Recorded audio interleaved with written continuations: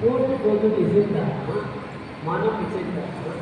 உடனே என்ன பண்ணாங்கன்னா இவங்க சாதாரண கொடுத்தாங்க, அங்கே போய் ஏதாவது ஒப்பலாம் இல்லையா, அங்கே போய் ஏதாவது ரொம்ப பண்ணாங்கன்னா அப்படின்னு அவர்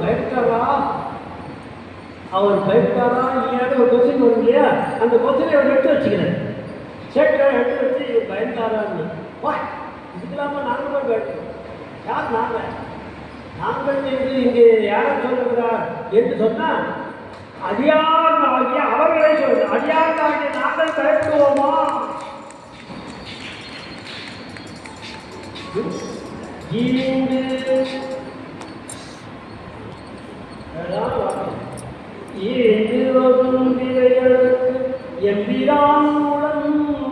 எம்பிரான் எல்லாம் அவபத்தி பண்ணுவாங்க. பெரிய பார்க்க அன்னைக்கு பார்க்க மாட்டானா? ஈண்டு வரும் வினைகளுக்கு எம்பிரான் மூலம் எம்பிரான் மூலம் அவன் காப்பாற்ற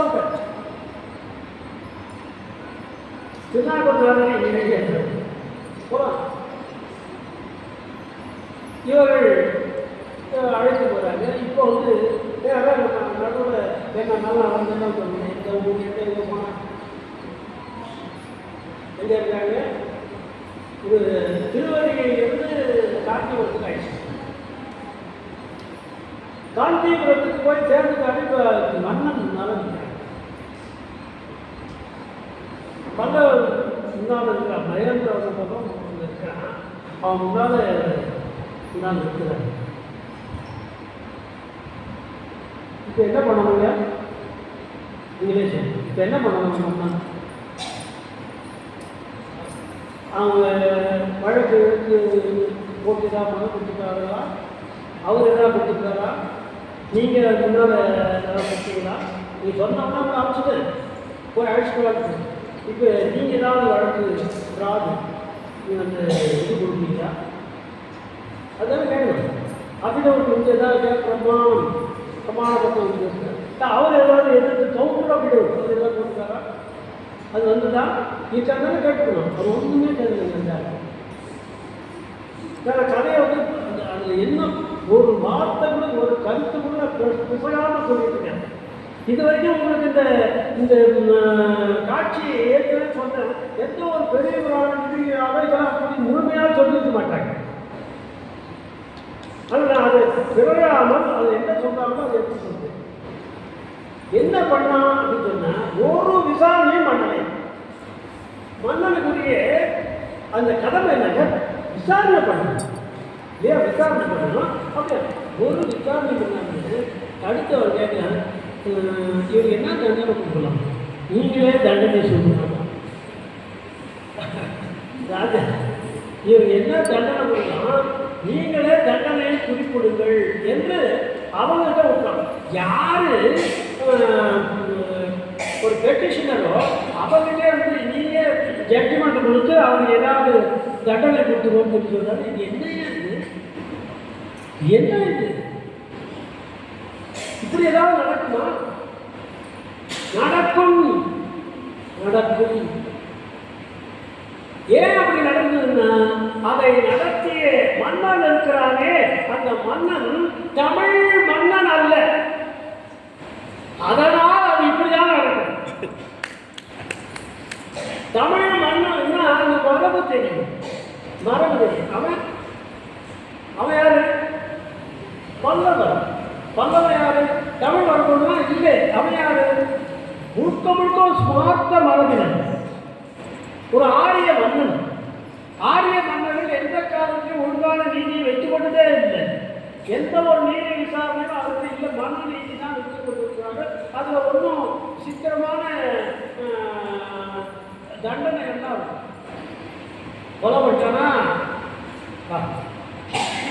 நீ யாரு?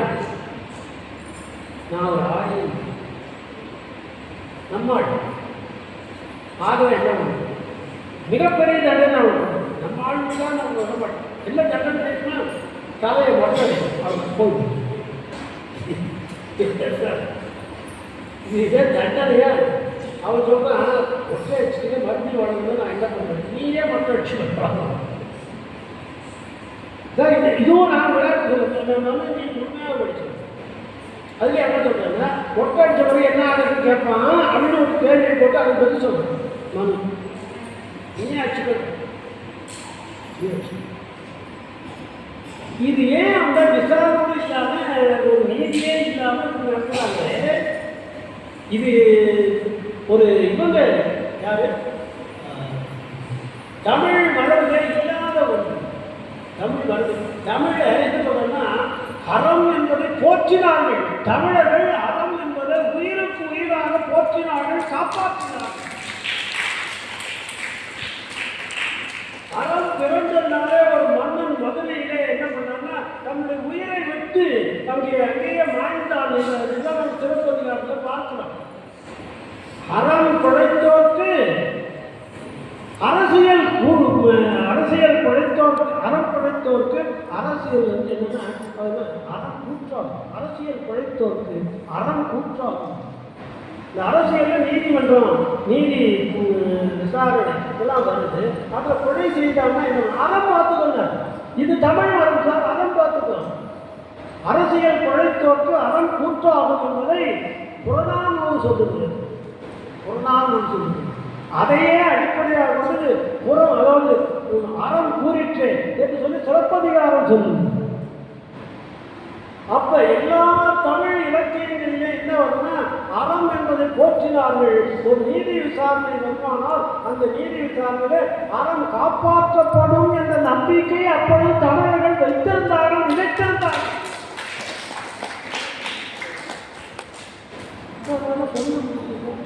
ஒரு உதாரணம் சொல்லுங்க. ஒரு பாட்டிய மன்னர், அது பாட்டிய மன்னர் என்ன பண்ணா,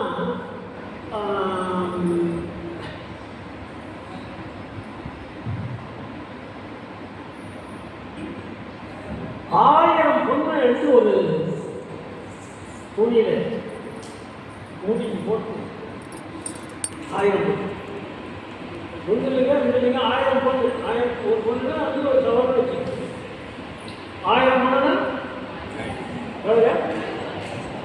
கேட்கணும். இப்போ ரேட் வந்து எவ்வளோமா? 1,42,000. 30 போயிடுச்சு.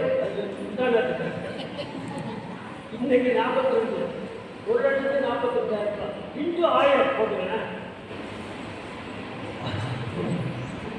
போட்டு முடிச்சு வச்சு இந்த மாதிரி 5 முடிப்பு ரெடி பண்ணும். 1000 பொண்ணா போட்டு 5 முடிப்பு ரெடி பண்ணி மேலே கட்டிட்டான். கட்டிட்டு அவன் சொன்னா, எங்கள் பாண்டிய மரபிலே அறம் காத்தவர்கள் இருக்கிறார்கள். ஆகவே தமிழ் மரபை காக்க வேண்டியது மன்னன் கடமை. தமிழ் மரபுதான் அறத்தை போற்றும் என்பதை உலகத்தில் எடுத்துச் சொல்ல விரும்புகிறேன் நினைக்கிறாங்க பாண்டியன். அப்படி என்னுடைய விருப்பம். இந்த 5 இதில் பொன்மொழிப்புகளை நான் மேலே கட்டேன். இது அறுந்து கீழே வேணும். இதுக்கு அறுந்து கீழே வேணும். 5 இது அறுந்து கீழே வேணும் அப்படின்னு நீங்கள் அதுதான் ரொம்ப சுலபம். இந்த பக்கம் அந்த கட்டியெல்லாம் என்ன பண்ணுங்க, தமிழ் பாடி அது அறுந்து கீழே வேணும்படி செய்ய வேண்டும். ரொம்ப ரசிக்கிறவங்க சில பேர் தான் கேட்க நம்ம தமிழ் நான் என்ன நீங்க பாடு நம்ம தமிழ் தமிழ் பாடி அதை அறுந்து கீழே வேணும் பாடணும். எவனும் முன்னால வரல.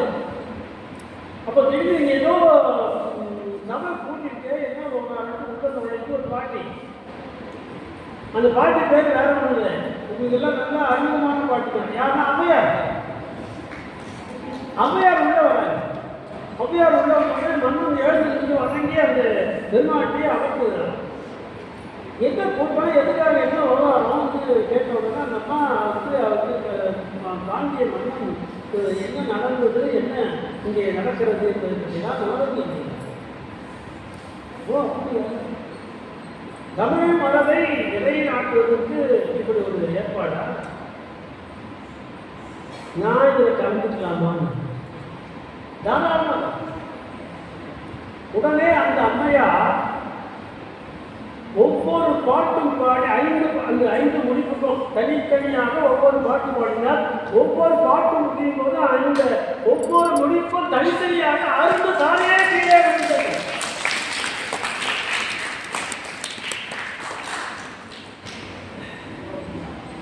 எச்சம் வரை இருந்து அது என்று அந்த பாட்டில் 1 5 முடியும். 2ஆம் பாடுகிறேன். அந்த 2ஆவது பாடுகிற போது அந்த இடத்துல இந்த இது பாடுவோம் 5 பாட்டும் அற்புதமாக பாடுறது. அந்த பாடல்களை இது உண்மையானால், நான் பாடுகிற இந்த கருத்து உண்மையானால், இதுதான் தமிழ் மரபானால், இந்த தமிழ் மரபு மிக முக்கியமானது, உலகை காப்பாற்றுவது என்று உண்மையானால், நான் பாடிய உடனே இந்த முடிச்சு கீழே விழ வேண்டும், அறுத்து விழ வேண்டும் என்று பார்க்க முடியும். உடனே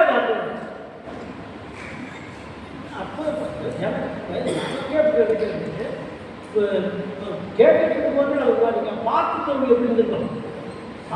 கழுவிகள் பாடம் பட்டு பட்டு அதுல சாதாரணமான விஷயமா இருக்கு. நம்ம சொல்றது 1,42,000 into 1000 ஒவ்வொரு இல்லை ஓடி போயில எடுப்பான். அந்த பாடல்களை ஒரு பாட்டு நமக்கு ஒரு பாட்டு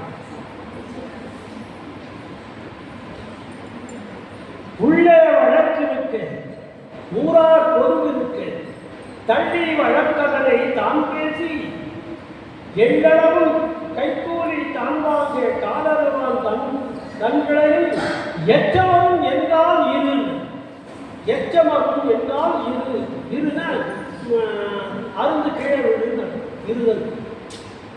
அது இறுக்கி வச்சது அப்படின்னாது வெளியே விழுந்துச்சு தான். இருதல் அருந்து கீழே விழுந்து எச்சமரும் என்றால் இரு. இப்படி 5 பாட்டு. 5 பாட்டுலேயும் முதல் நான் 100 அடிகள் தமிழ் மரபுடைய உண்மைகள் வரும். அந்த உண்மையை சொன்ன உடனே இது உண்மை என்று சொன்னார். இந்த தமிழ் மரபு உண்மை என்று சொன்னார். உடனே இந்த எச்சமர இது இப்ப இந்த மாதிரி பாடு உள்ள நல்ல பாட்டுப்பட்டது. உள்ள வழக்கு ஒரு வழக்கு ஒன்று வந்துருக்கு. ஊரார் பொதுவுக்கு எல்லாரும் பார்த்துக்கிட்டாங்க. இப்போ நிறைய இது வந்து திரைமடங்கள் வருது. சில விசாரணைகள் நீதிபதி ரூம்ல நடக்கும். யாருக்கும் தெரியாது.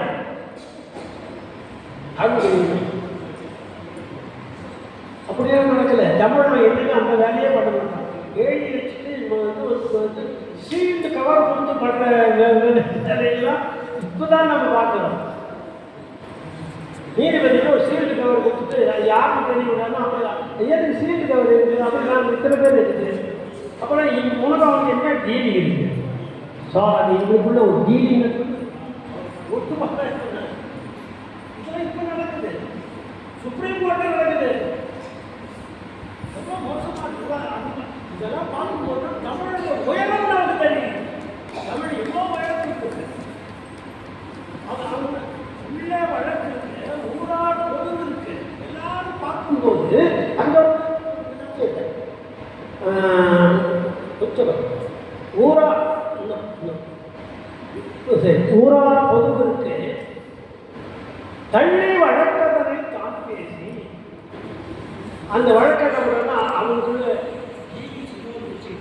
அதை வந்து ஒருத்தர் பண்றானே ஒரு நீதிபதி அவனை எடுத்துக்கிற அந்த பாட்டி இவன் இருக்கானே இவனுக்கு நல்லா கவனிச்சு. இந்த நீதிபதி மட்டுமல்ல, இந்த நீதிபதியோட பிள்ளை குட்டி அவனை சுற்றம் உறவு நட்டு அத்தனை பேருக்கும் பிள்ளை வாரிசே இல்லாமல் அழிந்து ஒழிவார்கள் என்பது உண்மையானால் இந்த முடிச்சு கீழே அழிந்து விழுகிற வைத்துச்சு.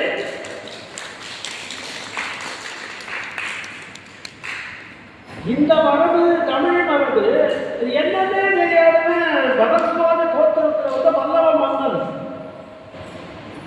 அவனுக்கு இந்த மரபே தெரியாது. அதனால ஒரு விசாரணை இல்லை. என்ன தண்டனை நீங்களே கொடுக்கணும். இது என்ன அசிங்கம். என்ன தண்டனை நீங்களே சார் பண்ணால் நீதிபதி ஏற்கனவே தெரிஞ்ச விஷயத்தை சொல்கிறேன். நீதிபதி ஒரு சுப்ரீம் கோர்ட்டில் ஒரு நீதிபதி என்ன பண்ணாருன்னா, அவர் வீட்டில் போய் பார்த்தபோது அது ஒரு கதவை திறக்கிறாங்க. அது வந்து எரிந்த நிலையில பாதிப்பு ஒரு ரூம் முழுக்க 500 ரூபா நோட்டு, ரூம் முழுக்க. சார் இது நடந்த விவகாரம், விளையாட்டு சொல்லணும். ரூம் முழுக்க அங்கே கொஞ்சம் எரிஞ்சு விட்டுட்டாரு. பார்த்தோம்னா அப்படியே ரூம் முழுக்க 500 ரூபா நோட்டு. இந்த நோட்டு கட்டிடத்தில் இருக்கும்போது அவர் மேலே கேஸ் போட்டாங்க. அது கேஸ் போட்டு அதுக்கப்புறம் பார்லிமெண்ட்டுக்கு போகுது. பார்லிமெண்ட் அவங்க என்ன பண்ணாங்கன்னா, இது மேலே இவரை நீக்கணும்னு சொல்லி பெரிய முறைப்பாடுகள்லாம் இருக்குது, சட்டங்கள்லாம் பின்பற்றிருக்காங்க. இப்போ என்ன ஆச்சுன்னா ஒன்றும் அவரும் இப்போ நீதிபதியாக இருக்கிறார், பணமும் அவங்ககிட்டே. என்ன நீதி எந்த நாட்டில் இல்லை? இவன் என்ன பண்ணுறான்? விசாரணையே இல்லை சார், விசாரணையே இல்லை. அது மட்டும் இல்லை, தண்டனையை நீ போடுவான் அவங்ககிட்ட வருவான். என்ன வழக்கு, என்ன நீதி விசாரணை, என்ன மன்னன், எங்கே ஆரம்பம்? அவன் என்ன சொல்றான்? அவங்க கூட உடனே பேசிட்டேன் சார், சீக்கிரம் தண்டனை சொல்லி ரொம்ப லேட்டாக பசிக்குது. அவன் சொல்றான் எல்லாம் பேசிட்டு கடைசியாக ஒரு முடிவு சொல்லு. அவங்க சமண குருமார்கள் சொல்லுவாங்க, சுண்ணாம்பு காலவாயுடைய அந்த சூளை போடுறது, சுண்ணாம்பு சூளை, அந்த அது பெரிய இதெல்லாம் போட்டு கட்டி ஒரு ரூம் மாதிரி கட்டிடுவாங்க, எல்லாம் பண்ணியிருப்பாங்க. எல்லாம் மேலே எல்லாம் மூடி இருக்கும். இதுக்குள்ள ஒரு சுமார் ஒரு 500 டன்னு மரத்தை போட்டு எரிச்சிருப்பாங்க. அது சுண்ணாம்பு காலவாயில் ஏறி அதை உள்ளே போட்டு கதவு சாத்தி நிறுத்தான். யாராவது அப்பர் சுவாமிகளை உள்ளே போட்டுட்டு கதவை சேர்த்துட்டு இப்போனா அவ்வளோதான். அரை நிமிஷத்தில் நம்ம என்ன ரிசல்ட் கிடைக்கும், ஒரு எலும்பு கொண்டு வச்சிருக்கோம். சொல்றாங்க சமணர் நிற்றவையிலே இடம் சொல்லி சொல்லுகிறார். அப்படியே செய்யணும் அவன் மன்னன்.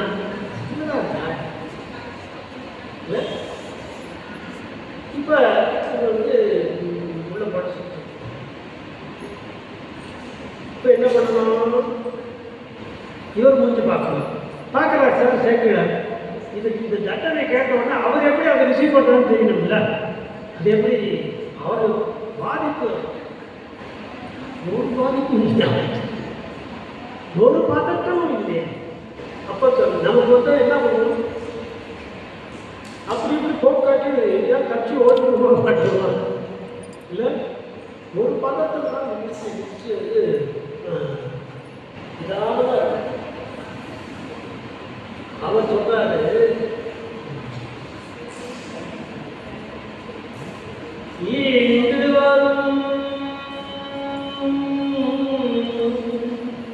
துயருளோ இது பெரிய மிகப்பெரிய துன்பம்னு நினைச்சீங்களா? இல்லை இல்லை இல்லை சொல்றது.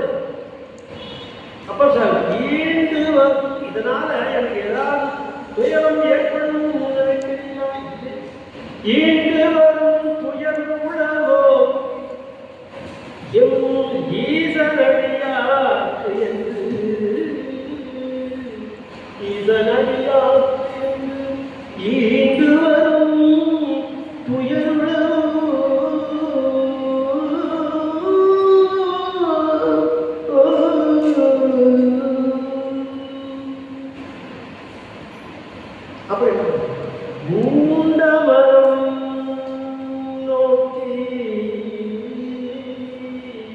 பூண்டவரம் நோக்கி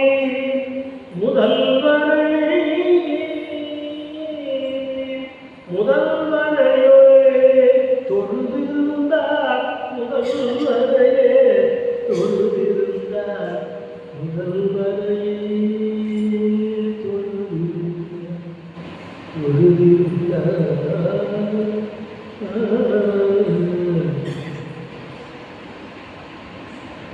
மூண்ட மனம் நோக்கி அவர் கொஞ்சம் வந்தா எப்படி மனம் சஞ்சலம் இருக்கும், என்ன மாதிரி பாடுபட்டுருக்கோம். ஆனா என்னன்னா அவர் மனதில் ஒண்ணுமே இல்லையா, இது ஈஸ்வரடியாருக்கு இந்தியா என்ன மனப்பாங்க. நம்ம கொஞ்ச நாள் வந்து சாமி கும்பிட்டுட்டே இருப்போம், அதுக்கப்புறம் வேண்டியது வரலன்னா சாமி இது கபோதி கண்ணே இல்லை. இது நம்ம பக்தி. அவர் நீச்சலில் கொண்டு போய் விட்டாங்க.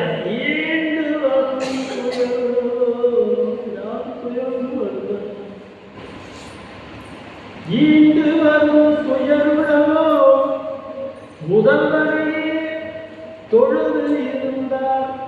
ஒவ்வொரு சொல்லும் அற்புதமான சேர்க்கிறார்கள். பாட்டு ஆளே சும்மா கம்பன் கம்பன் ஏதாவது கம்பன் அப்படின்னு சொல்லுவோம். சேர்க்கிறாருக்கு மேல எந்த ஒரு கம்பனும் இல்லை.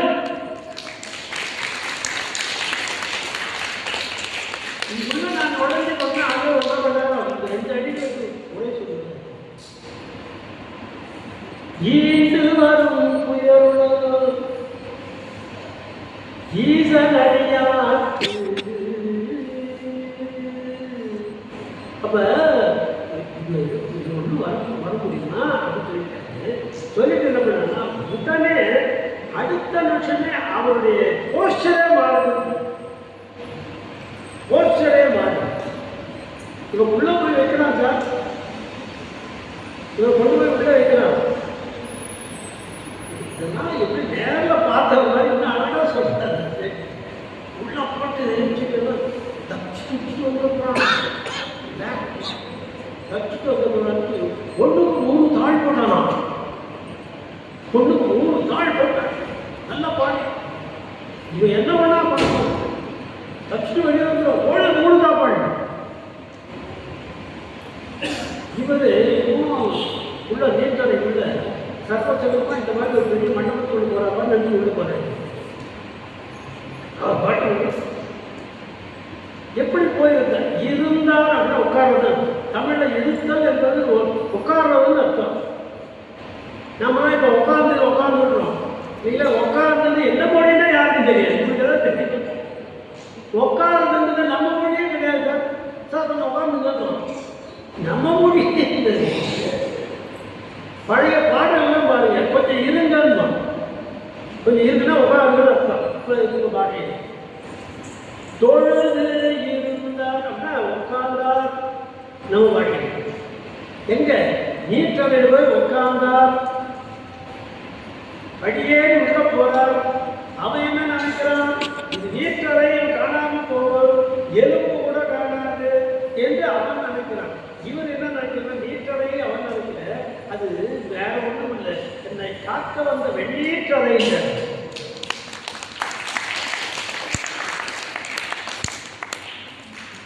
இவன் நீற்றலையை நினைக்கிறான். அவர் என்ன நினைக்கிறார், இது எனக்கு தியான மண்டபம்.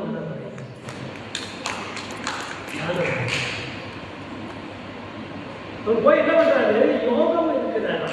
அதான் யோகம் இருக்கிறதா இருந்தால் ஒரு வார்த்தையில யோகம் இருந்தார்.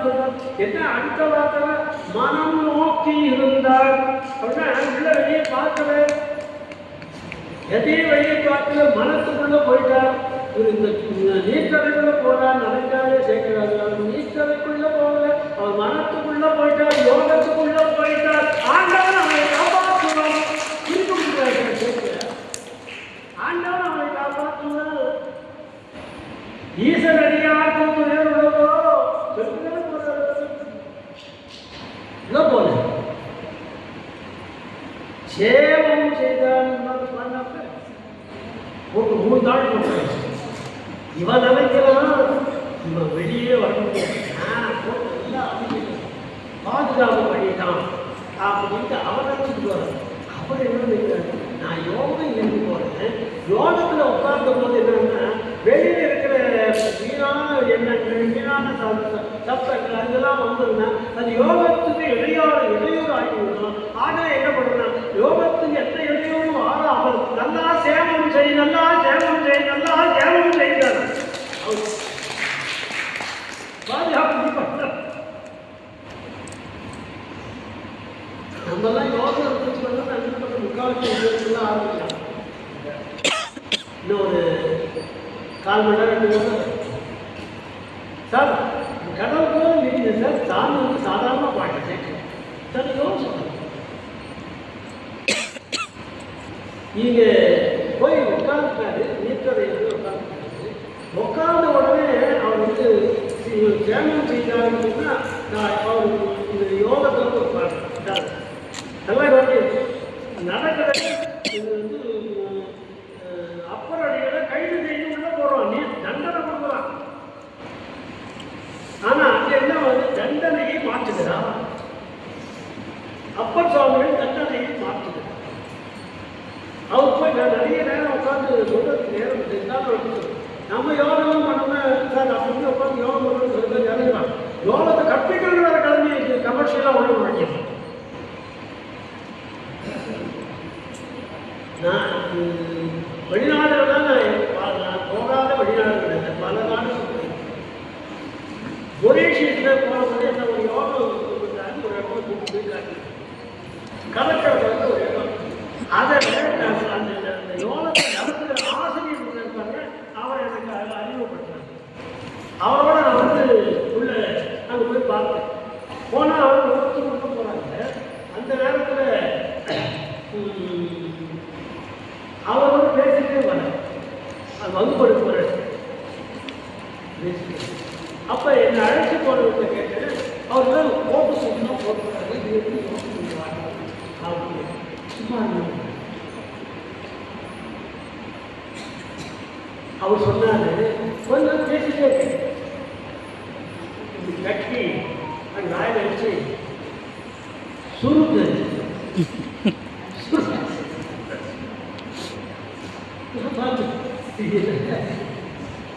அவருக்கு அவர் ரொம்ப தாழ்ந்த இது மட்டும் இல்லை,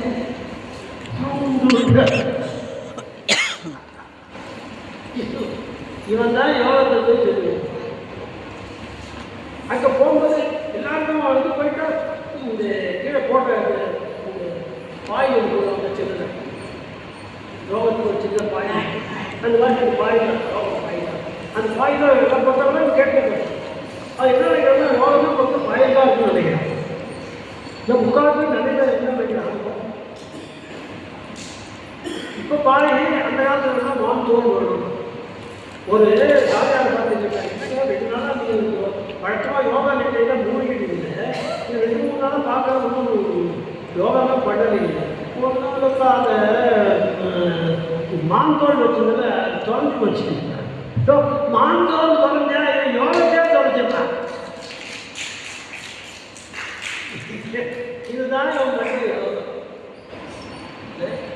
இது போய் உட்கார்றாரு, சாமி பரபரட்டாங்க உள்ள இவர் உட்கார்ந்தாரு. மூண்ட மனம் நோக்கி முதல்வனையே தொழுந்திருந்தார். உட்கார்ந்து வந்தோடனே ஐயோ அப்புறம் நீ உட்காந்துட்டாரு. நாம இனிமே சும்மா இருக்காது, நம்மளை நம்பிதான் உள்ள வந்து உட்காடுறான், நாம அவனை காப்பாற்ற வேண்டாமான்னு சுவாமிக்கு பரபரப்பு வந்துட்டான். நம்ம கேட்கிறாரு.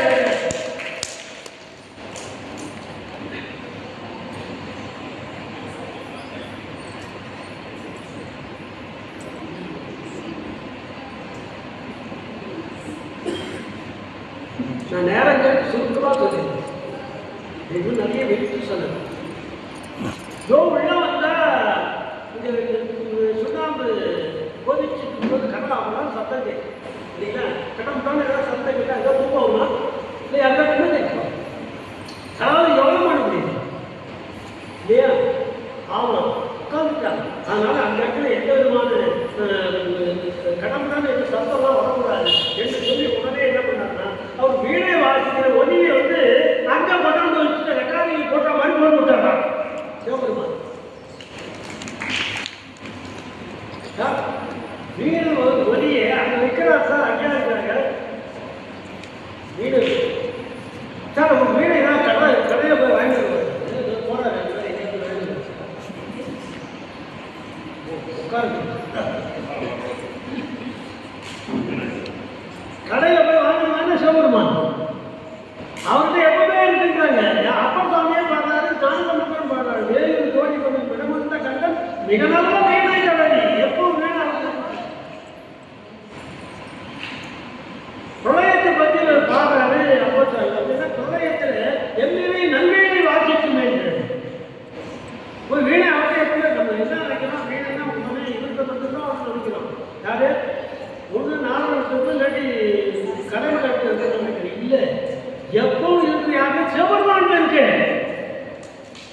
ஒரு பெரிய செய்தியை கேட்டு எப்பவும் வீணை அவசியம் இருக்கணும். அப்பப்போ எப்பப்போ வேணும் அப்பெல்லாம் எடுத்து வாசிக்கிட்டே போயிடும். வீணை அவகாசம் அதுவும் வீணை அவன் சொந்தம் கடை இல்லை. வீணை அவனுடையது, அதில் வாசிக்கிற இசையும் தமிழ் இசையான அவனுடையது.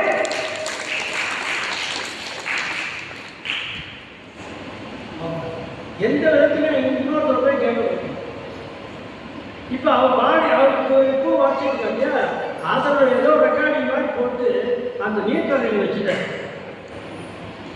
சார் இதெல்லாம் அது பெரிய வந்து உரை நயம்.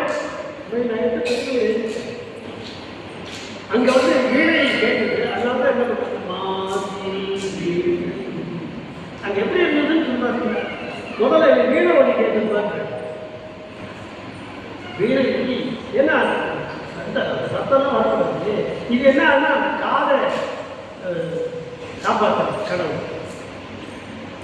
அதான முதல்ல கேட்ட உடனே மனவெல்லாம் அதில் நினைச்சு உடனே யாகத்தை கடைச்சிடும். காதை கடைச்சி அதுக்கப்புறம் என்ன பண்ணுறாரு, என்ன பண்ணுறதுன்னா இந்த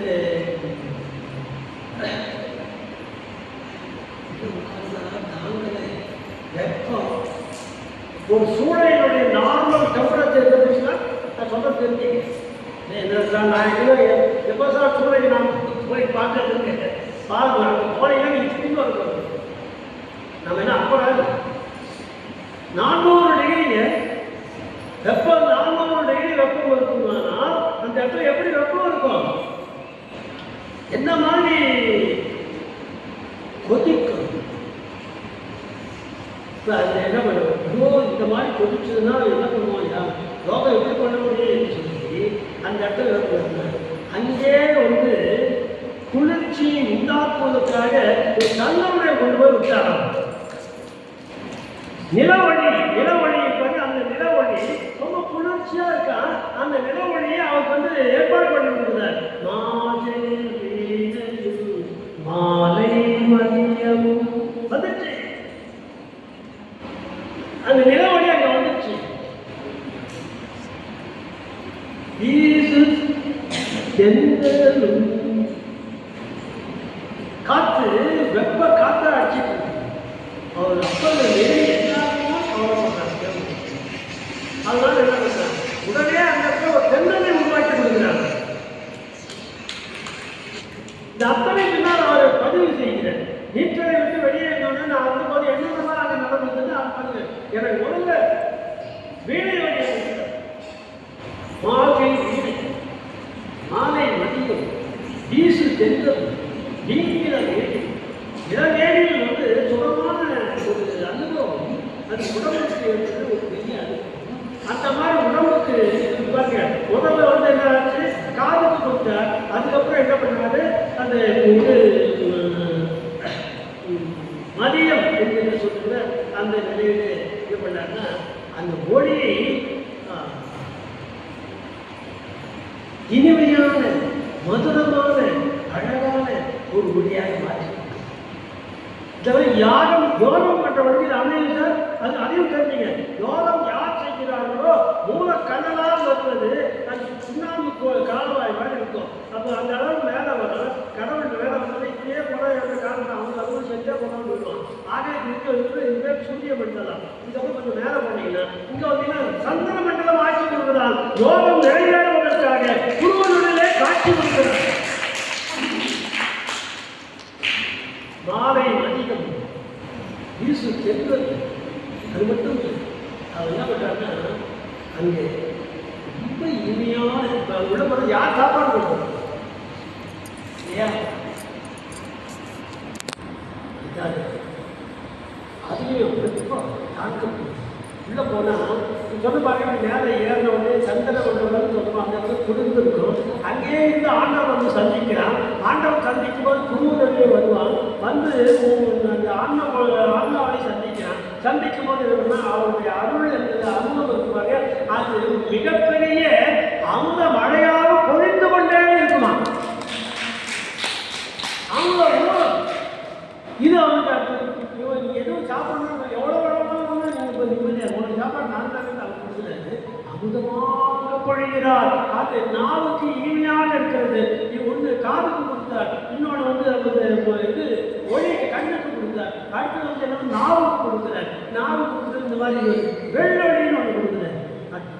அது இதில் அது வெள்ளியினுடைய அது இது வர வேண்டிய வெள்ளியை கொடுக்குறார். அதுக்கப்புறம் இன்னொன்று என்ன ஆகுதுன்னா பொய்கையும் போகிறது. பொய்கை எப்படி குளிர்ச்சியாக இருக்கோ அந்த மாதிரி குளிர்ச்சியை கொடுத்து உடம்பையும் குளிர்ச்சி விட்டார். ஐம்புலன்களையும் சிவபெருமான் தம் புலன்களாக மாற்றிக் கொடுத்தார். ஒவ்வொரு புலனுக்கு என்னென்ன குறைபாடுகளோ அத்தனை குற்றமும் துயரமும் எது நேருமோ அது அத்தனையும் இவர் உட்கார்ந்த அந்த யோகத்திலே இருந்த நிலையிலே அந்த அவருடைய ஐம்புலன்களையும் தம் புலன்களாக இதுதான் வசுகரமும் பரிகரமும் தம் புலன்களாக மாற்றிக் கொடுக்கிறார். அதை அவரே பதிவு செய்திருக்கிறார். அவர் வெளியே வந்தோடனே எப்படி பழச்சன்னு சொல்லி நினைக்காதீங்க. இப்படிதான் அவன் காப்பாற்றினான். அதான முதலே சொன்னார், ஈண்டு வரும் துயர் உடவோ ஈரும் அடியாருக்கு. எனக்கு என்ன கவலை? இப்போ உங்களுக்கு என்ன கவலை? சாப்பாட்டுக்கு எப்போ விடுவாரோ கொஞ்ச நேரம் 10 ஒரு 5 நிமிஷம். இப்போ இந்த நிலையிலே அந்த பாடுறாங்க. அது பதிகம் முழுக்க அதுதான் பொதுப்பதிகம். மாதல் வேலையும் மாலை வேலையும் பொதுப்பதிகம். முடியும் போது என்ன பண்ணுறாங்கன்னா, இப்போ நான் சொன்ன பாடம் யோகம் இருந்தான்னு சொன்னேன். இதை இவர் சொல்லிட்டார். தொடர்ந்து இருந்தான்ற ஒரு வார்த்தையில சேர்க்கிறார் சொல்லிட்டார். அவர் நான் யோகம் தான் இருக்கிறேன் அங்கே உள்ள போய் இருக்கிறது அவர் சொன்னாங்கல்ல, அவர் வாக்கில் வருது. அதற்காக ஒரு பதிகளே பாடியிருக்கிறார். பொதுப்பதிகள் மாதல் வேலையில் ஒரு பாட்டு பாடி கடைசியில் முடிக்கும்போது விறகில் தீயிலன் பாலில் போல மறைய நின்றுளான் மாமரச்சோதி. அப்ப எனக்கு இதெல்லாம் நடந்தது. நான் அவனை பார்க்கணும்னு அவனுக்கு இல்லை. அவன் உள்ளுக்குள்ளே மறைய நின்று எனக்கு உதவினாங்க. மறைய நின்றுளான் மாமணி சோதியா. நான் என்ன பண்ணுறீங்களா? இது அவன் செயல். அவன் மறைய நின்று எனக்கு உதவினான். என் செயல் என்ன தெரியுமா? நான் தான் என்ன பண்ணுறீங்களா? உறவு கோல் நட்டு உணவு கையற்றினால் முருக வாங்கின முன்னால் நிம்மதியாக. உறவு கோல் நட்டு உணவு நட்டு உணவு கையற்றினால் முருக வாங்கி கடையை முன்னிட்டு கடையில தியானமாக ஓர் கிடையாது, மனம் கிடையாது, தியானம். நான் தியானித்தே முன்னால வந்திருந்தார். சும்மா தியானத்தை முருகே அதே இறங்கி நின்று அந்த தியானம் செய்து முருக வாங்கி கடையை முன்னிட்டு அவருடைய அனுபவத்தை அங்கே என்ன நடந்தது என்ற அனுபவத்தை ஒரு அனுபவத்துக்கு மறுமாற்றுதாங்க. நான் உடனே என்ன பேசுகிறேன் அனுபவப்படி இன்னொரு பதிவு என்ன பண்ண உள்ள போட்டா இருந்தேன். உள்ள என்ன நடந்தது என்பதை அதுக்கு ஒரு பதியத்தை பாடினார். அதுதான் மாசேந்திரன் பாவம். ரொம்ப நல்லா இருக்கு சார், ரொம்ப அழகாக இருக்கு சார் அப்படின்னு தோணுது. ஒரே ஒரு வார்த்தை சொல்லுங்க. நாம் என்ன பண்ணணும்? இதே மாதிரி நாம் இறைவனோடு ஒன்றுவதற்கு நாம் தொடங்கணும் இல்லையா? ஒன்றுவதற்கு தொடங்கணும். ஆனால் இப்போ ஒன்றி இருந்து நினைவுங்கள்னு சொல்கிறாங்க. அதனால தான் நம்ம ஒன்றுவதற்கு மேலே ஒன்று அறையிலேயாவது இருக்கோம் இல்லை? இப்போ மணி என்ன? 1:30 1:30 நம்ம ஆட்டோட ஒன்றி இருப்போம் சொல்லி இந்த அளவிலே இறைவனை நினைத்து அந்த மிகப்பெரிய அப்பர் சுவாமிகளுடைய தூய அரசு தொழுது போற்றி இந்த வாய்ப்புகளை நாம் பலம் பயன்படுத்தி வாய்ப்புக்கு நன்றி கூறி இந்த உரையை நான் நிறைவு செய்கிறேன். போற்றி, நாட்டவர்க்கும் இறைவா போற்றி, பாகம் பெண்ணுரு ஆனாய் போற்றி, அவளும் தானும் உடனே காண்க. நாம் அடுத்த குருபதியிலே சந்திப்போம்.